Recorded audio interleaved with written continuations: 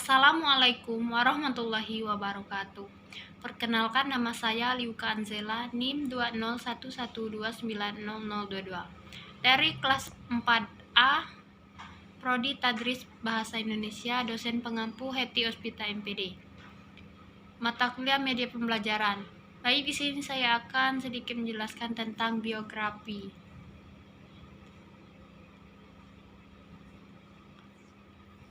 Pengertian biografi. Biografi adalah karya sastra yang berisikan riwayat hidup seorang tokoh ternama. Biografi berasal dari bahasa Yunani, yakni dari kata bios dan grafin. Kata bios berarti hidup dan grafin berarti menulis, sehingga biografi memuat riwayat hidup yang berisi prestasi istimewa seseorang.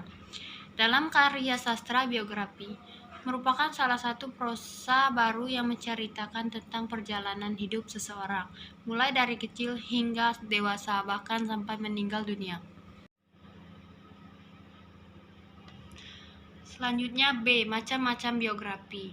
Macam-macam biografi terdiri dua, biografi portrayal dan biografi ilmiah.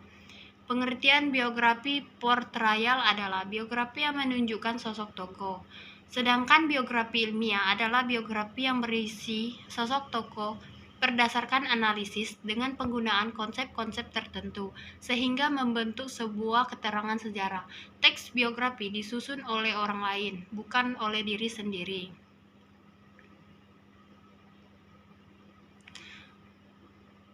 Selanjutnya, tantangan dalam menulis biografi. Tantangan dalam menulis biografi adalah menggali karakter subjek dan memunculkan kepada pembaca melalui teks yang disajikan. Ada dua cara penyajian karakter dalam biografi. Satu, disajikan secara langsung oleh penulis biografi atau oleh subjek biografi itu sendiri. Dua, karakter disuguhkan melalui kesaksian orang lain.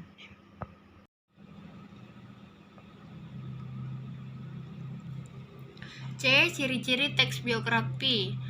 Ciri-ciri teks biografi terdiri 7 ciri-ciri. 1.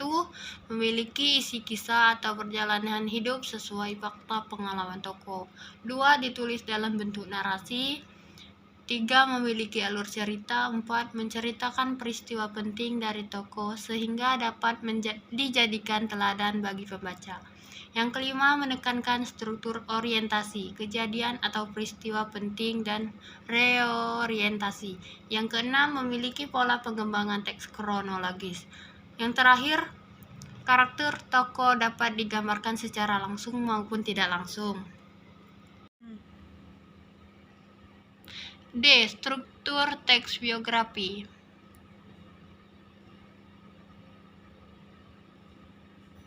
Struktur teks biografi ada 3.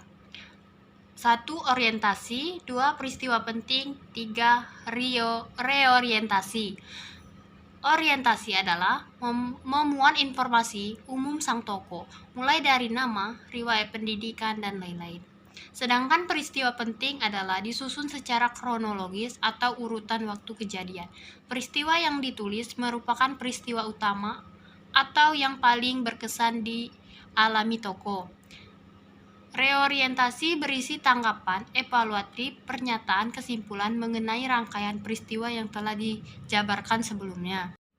Selanjutnya, fitur biografi adalah teks biografi yang disajikan pada media massa cetak dan online.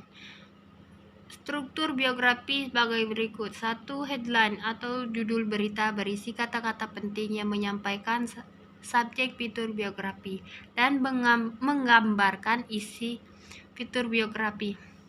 Karakteristik judul fitur biografi harus berbentuk kalimat abstrak terdiri dari 5-7 kata, berupa pemikiran atau gagasan lengkap dan terdiri dari subjek dan kata predikat dan juga dilengkapi objek.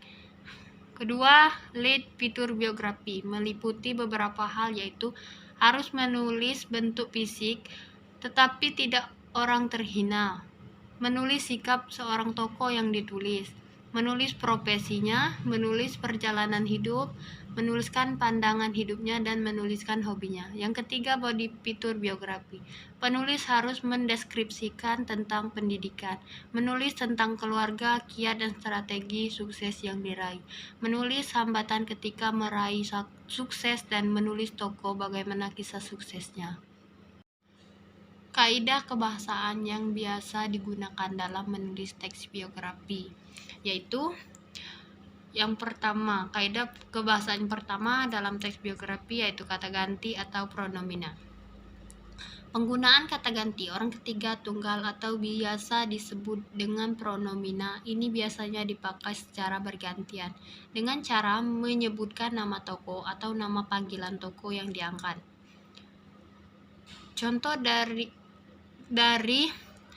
menulis teks biografi, kata ganti orang ketiga tunggal dalam teks biografi yaitu seperti dia atau ia atau beliau.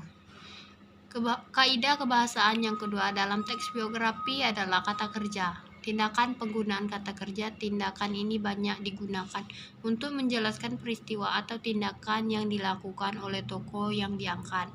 Contoh kata kerja, tindakan dalam teks biografi yaitu seperti berjalan, berbicara, belajar, membaca, menulis, melempar. Yang ketiga dalam teks biografi yaitu ada kata adjektiva.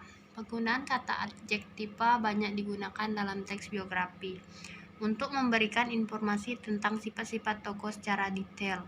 Contoh kata adjektiva atau sifat untuk menjelaskan karakter tokoh dalam teks biografi yaitu seperti pandai, tekun, ulet, rajin, giat, dan lain sebagainya. Tidak hanya itu, dalam menjelaskan kisah tokoh dalam teks biografi biasanya menggunakan kata kovulatif sebelum kata sifat, misalnya seperti adalah atau merupakan. Kaidah kebahasaan yang keempat dalam teks biografi yaitu kata kerja pasif. Kata kerja pasif sendiri banyak dipakai penulis untuk menjelaskan peristiwa dan masalah yang dialami tokoh. Contoh kata kerja pasif dalam teks biografi yaitu seperti dipilih, disuruh, ditugaskan, diperintah, dan diberi. Kaidah kebahasaan yang kelima dalam teks biografi yaitu kata sambung. Kata depan atau nomina yang berkaitan dengan urutan waktu. Ketiga jenis kata tersebut banyak digunakan untuk lebih memudahkan penjelasan antar peristiwa dan masalah. Contoh penggunaan kaidah kebahasaan jenis ini dalam teks biografi misalnya seperti sesudah, sampai, setelah, pada saat, kemudian, selanjutnya, selama, saat itu. Kaidah kebahasaan yang terakhir dalam teks biografi adalah kata kerja. Kata kerja sendiri banyak digunakan merupakan kata kerja yang berkaitan dengan kondisi mental untuk menjelas penggambaran dari tokoh yang diangkat. Contoh penggunaan kata kerja mental dalam teks biografi misalnya seperti menyetujui, menginspirasi, memahami, meyakinkan, mencintai.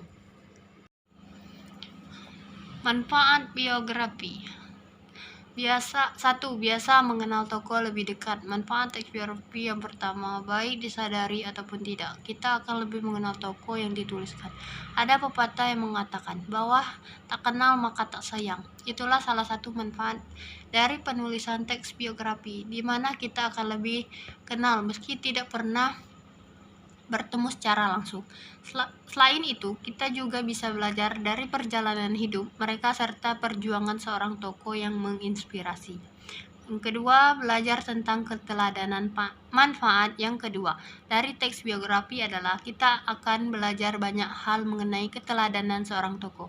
Di dalam teks biografi pasti akan ada poin-poin dan juga keteladanan yang ingin disampaikan kepada para pembacanya.